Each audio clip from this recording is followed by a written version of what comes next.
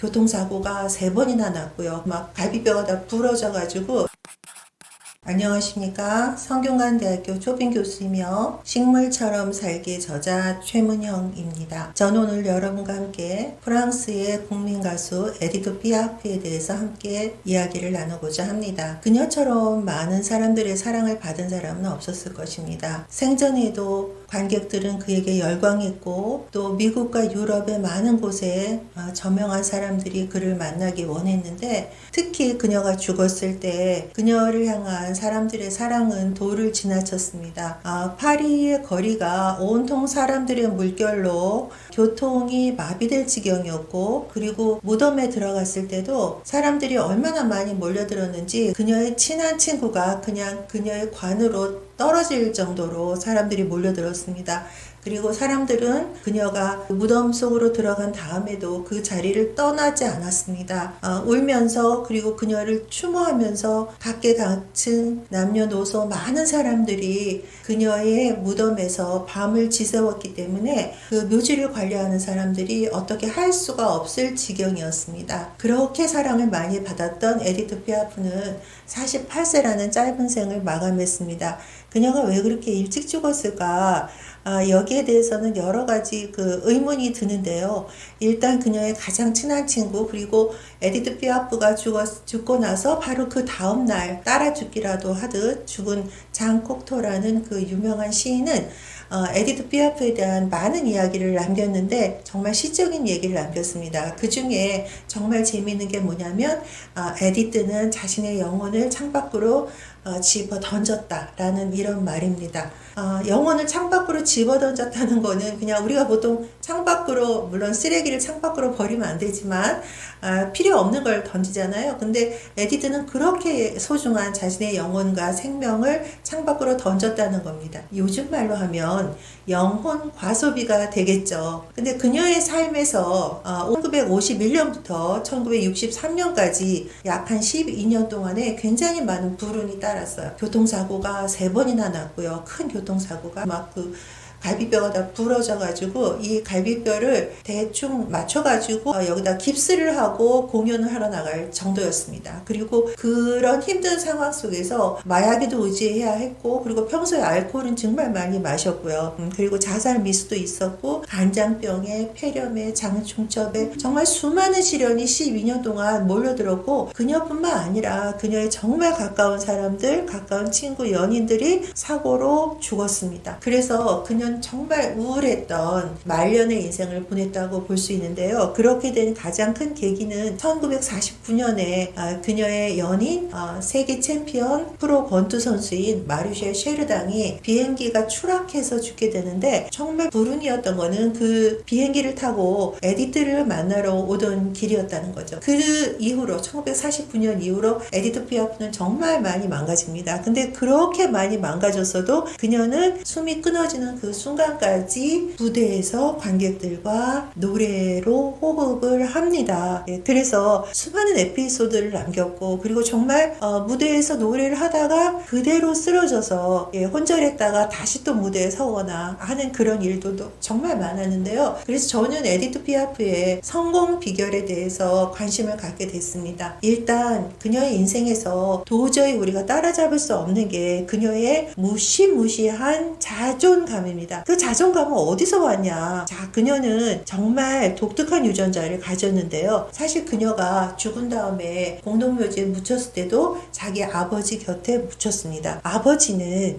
서커스단의 고개사였어요. 조금 이제 고개를 하다가 나는 여기서 이런 대접을 받고 할 정도의 사람이 아니고 나는 얼마든지 독립할 수 있어 라는 생각을 가지고 아버지가 독립을 합니다. 그때 이 어린 딸 에디트를 데리고서 거리에서 공연을 하는 거예요. 그래서 이제 그 서커스를 하는데 이 딸한테 아무리 서커스를 가르쳐도 얘는 재주가 없어. 잘 안 됩니다. 그래서 결국 이제 에디트는 거기서 노래를 하게 되는데, 즉 아버지가 고개를 하고 좀 큰 다음에 노래를 하고 그러면서 그 거리에서 공연을 본 사람들한테 모자를 돌리면서 돈을 받는 그런 일을 했는데, 그런데 에디트는 자신은 정말 예술인이라고 믿었습니다. 한 10살이 조금 지난 다음부터 한 15살이 될 때까지 아버지와 같이 공연을 공연을 했는데 그 노래를 정말 잘했기 때문에 당시 그 거리에 있던 사람들, 부인들이 그 자기 집 창에서 창문을 열고서 에디트의 노래를 듣고서 거기서 동전을 그냥 막 그 비가 내리듯이 부어줬어요. 그 정도였기 때문에 그 나는 예술인이야라는 그 생각은 에디트 생애를 전체를 다 지배를 합니다. 그리고 에디트가 거기서 그렇게 노래를 하다가 누구를 만나게 되냐면 그 당시에 유명했던 캬바레가 있었어요. 제니스라는 캬바레의 주인인 루이 루플레를 만나게 되고 지금 말로 하면 길거리 캐스팅이 된 거죠. 그래서 그 루이 루플레가 명함을 주면서 제니스로 찾아와 이러면서 에디트는 그때부터 본격적인 가수의 길로 접어들게 됩니다. 일단 그 자존감이 강했고 그리고 아버지의 어떤 당당함의 유전자를 받았고요. 그리고 어머니에 대해서 말하면 어머니와는 별 인연이 없어요. 그런데 이 엄마는 길거리에서 거리에서 노래하는 엄마도 역시 가수였습니다. 그러니까 아마 노래를 잘하는 유전자는 엄마한테서 받았겠죠. 그리고 에디트는 아주 독립적인 사람이었어요. 15살이 될 때 그 거리에 친구를 만나서 그 친구와 계약서를 씁니다. 내가 혼자 예술인이 혼자 노래할 수는 없잖아. 그러니까 너는 나를 관리해줘. 돈도 걷고 뭐 이런 걸 해줘. 이러면서 계약서를 15살에 체결을 하고 그 계약서가 계속 유지가 된다고 보시면 되죠. 그 두 사람은 끝까지 함께 갔습니다. 그리고 에디트 피아프의 성공 비결 중에 하나는 그녀는 정말 여왕별처럼 수많은 사람들이 그녀를 향해 몰려들었는데요. 특히 작사가들, 작곡가들, 에디트 피아프에게 노래를 팔고 싶은 사람들이 많이 몰려들었고 친구도 엄청 많았고 그리고 그 어렸을 때부터 하루 벌면 하루 쓰면서 살았습니다. 그래서 그 친구들한테 뭐 그냥 한턱 쏘는 거, 밥 해주는 거, 뭐 파티를 여는 거 이거는 그냥 에디트의 일상이었고 엄청난 부와 명예를 축적했음에도 불구하고 에디트가 죽었을 때 빚만 덩그러니 남아있었어요. 그건 무슨 말이냐면은 정말 관대하게 자기가 아는 많은 사람들한테 베풀었다는 거죠. 심지어 매일매일 돈을 받으러 에디트의 집 앞에 집에 초인종을 누르는 거지도 있었습니다. 항상 에디트가 일정한 돈을 줬으니까요. 그러한 것들이 에디트 피아프의 성공 비결이었다 이렇게 저는 생각을 합니다. 자, 그럼 그녀는 도대체 어떤 사람이었나? 성공 비결에서도 이 얘기가 좀 나오긴 했는데 에디트 피아프를 한마디로 정의하자면 그녀는 사랑했다 라는 말로 정의할 수 있습니다. 그녀는 그럼 뭘 사랑했겠습니까? 네, 그렇죠. 노래였죠. 자기 목숨보다 노래를 더 사랑했습니다. 그래서 12년 동안에 그렇게 죽음의 그림자가 계속 엄습하고 더 이상 무대에 설 수 없는 지경에 이르렀지만 그녀는 마약을 맞고 올라가고 깁스를 하고 올라가고 그렇게 끝까지 관객들의 사랑을 받으며 살았습니다. 노래가 없다면 나는 죽는 게 나아 이런 말을 했을 정도였죠. 그리고 이 에디트는 끝까지 사랑을 추구했습니다. 그래서 그녀의 말년에 그녀를 정말 사랑하는 남자와 굉장히 많이 21세 연하의 남자인데 결혼을 하기도 했죠. 근데 여하튼 평생 애인들을 추구했습니다. 사랑을 추구했습니다. 자, 그럼 이번에는 에디트 피아프가 검정 옷만 입었던 이유 그리고 평생 십자가를 목에 걸고 놓지 않았던 이유에 대해서 말씀을 드려볼게요. 에디트 피아프는 다른 옷을 입지 않았고 항상 검정 드레스, 똑같은 검정 드레스를 입었습니다. 그 이유는 사실은 그녀가 처음에 그 제니스 캬바레에 설 때 매우 가난했기 때문입니다. 거리에서 그냥 하루 벌어 하루 먹던 소녀였잖아요. 그때는 이미 아버지로부터 독립해 있었어요. 그러니까 돈이 없으니까 입을 수 있는 옷도 사실 없었죠. 그래서 그때 입은 검정 드레스가 에디트 평생의 옷이 됩니다. 그리고 그녀가 왜 평생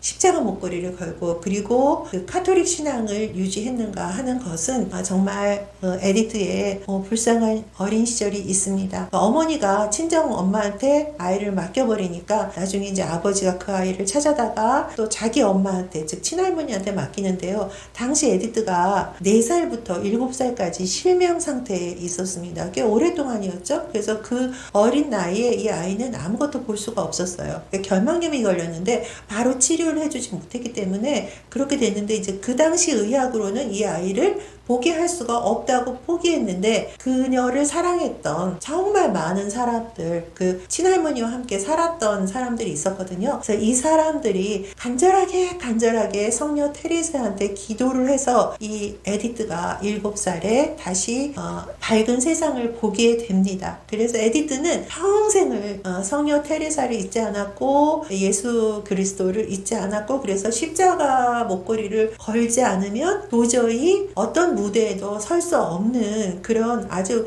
절절한 신앙인으로 살았죠. 9살 때 거리에서 아버지와 함께 공연을 하면서 노래를 한 이후로 그녀는 평생 노래했습니다. 노래가 그녀의 생명보다, 그녀의 영혼보다 훨씬 더 강렬했던 거죠. 그리고 그녀는 평생 사랑했습니다. 많은 사람들과 또 많은 연인들과 또 친구들과 사랑했습니다. 그렇게 열정적으로 48세의 삶을 살다간 에디트 피아프는 우리에게 많은 거를 생각하게 해줍니다. 저는 정그렇다면 반항할 수밖에 라는 책에 에디트 피아프라는 기센 언니를 모셨습니다. 그리고 그녀의 성공의 비결, 그녀의 장점, 우리도 그녀처럼 살 수 있을까 하는 그런 많은 생각들을 그곳에 담았습니다. 예, 여러분 들어주셔서 감사합니다.